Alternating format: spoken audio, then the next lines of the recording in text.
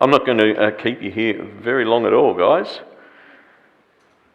But I just want to actually read that one scripture that I started the communion with again from Matthew 1. The virgin will conceive and give birth to a son, and they shall call him Immanuel, which is God with us. That's what we celebrate here with Advent. It's what we're leading up to with Christmas. God with us. I mentioned last week, we look at and we celebrate the God of yesterday and the revelation that is yesterday. But God is always yesterday, today and tomorrow. It's all one. But the scripture, it's always true, and it tells us a history. It tells us the history of that prophetic statement that came to pass, that God so loved the world that he gave his only son. It was that anticipation, we heard it read in Isaiah, that the Messiah would come. God's love would be seen. The epitome of it was Jesus himself coming. And then there's also the second coming that we celebrate too. Remember, it's not just Christmas, is not just the end bit. Jesus comes again. So we look to that in the future as well, the God of tomorrow in a sense. But he's all one, the same God, but he's got it covered, Genesis to Revelation.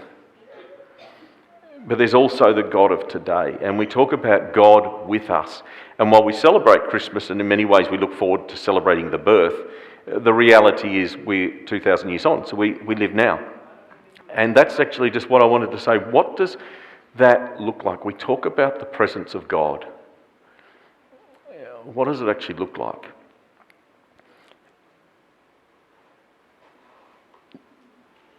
I just want to give a quick example just to finish, a testimony.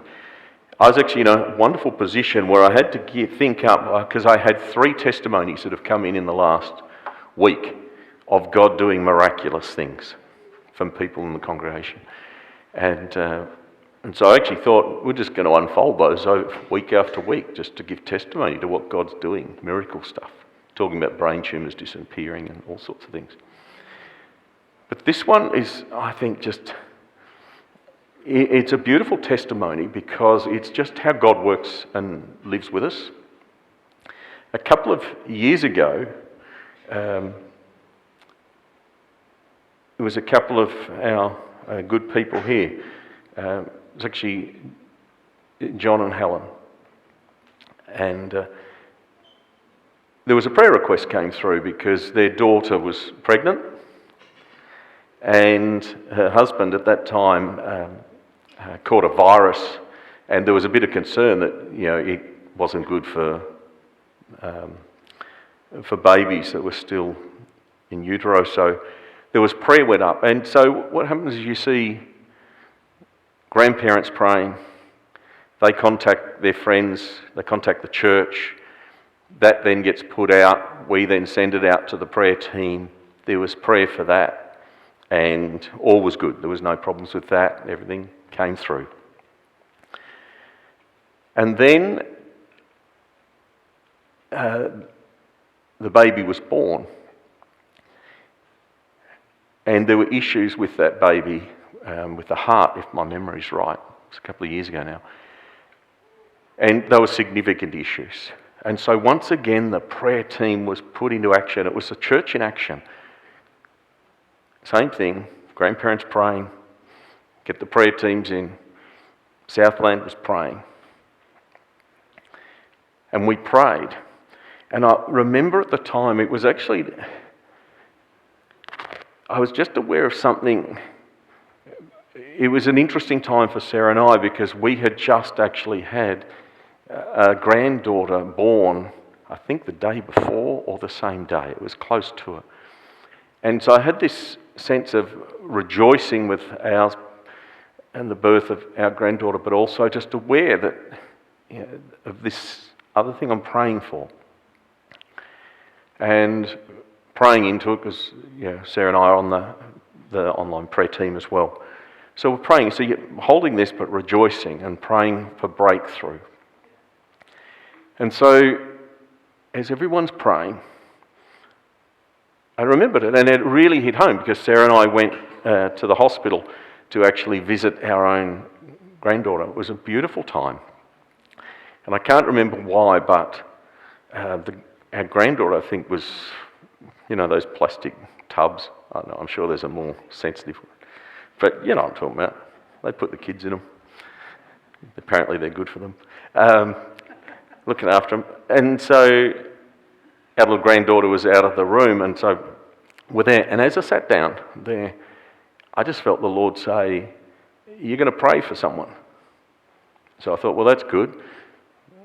I hope, Lord, you give a bit more revelation because there's probably 1,000 people in here and I'm not quite sure I'm going to find them, so you can bring them to me. So I just enjoyed the time.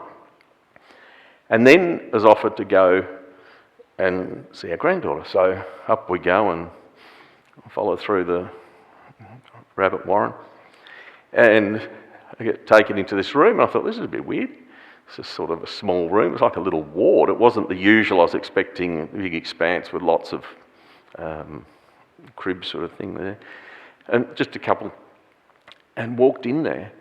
And it was an amazing time. So I thought, little granddaughter, she looked lovely and that was something. And there was one other baby in the room. And I thought, and at that point the father was there with him and the father left, and not quite sure why. And so this baby there, and there was just something, I thought, I wonder just what's going on here. Enjoyed and celebrated. And then a doctor and nurse came in. And I heard the doctors and nurse talking about things weren't good with this little baby. And the way they're talking, it sounded very dire, putting it bluntly. And I knew that was the time. That was who I was to pray for. So I did. So I spoke. I was very fortunate because I could hear the diagnosis, so I knew exactly what to pray for. I felt quite professional. And I could pray for straight away. Pray for that little fella. And pray for total healing and addressed every bit. And was making sure that every little mountain knew it was moving in the authority of Jesus, and left it. Went back and continued enjoying time with the granddaughter. It was only a little bit later that I heard the story that this little boy had fully recovered, because later on the doctors came in and actually said there'd been basically a mistake in diagnosis. He was fine, which is interesting given where he was in the place and what I was listening to and the prayer that had been needing. But he was totally healed, which was wonderful to hear. And then at playgroup one time, I saw the father. And I realised, and it was this last Tuesday, we had an amazing time where Helen's doing an amazing job with the playgroup at the moment. And there are a couple there who are growing in faith, and one person in particular has been asking for mentoring in their walk, coming back closer with the Lord. And it was interesting, Helen was able to say, was talking about the husband was there of this couple where the lady is growing. I think they'd been at church some years back. And she was able to say, I can tell this testimony. And we could actually say, and there's the little boy that was in the hospital room, that's him running around. It's amazing, God with us. From the prayers that went out from John and Helen, right through the church, the online group, Sarah and I just turning up to a hospital to visit our own grandchild, and then God just saying, you're going to pray for someone. I had no idea what that was, who that was. And I end up in some small room, and that whole thing just unfolded. And you go, God is with us. That's actually what we mean when we talk about the Scripture. God is with us. Immanuel, He is with us. It's the presence of God. And so I just want to encourage us now. I'll ask the worship team when they're ready to come up. God is with us. He loves us. He really does. He hears our prayer. He does hear our prayer.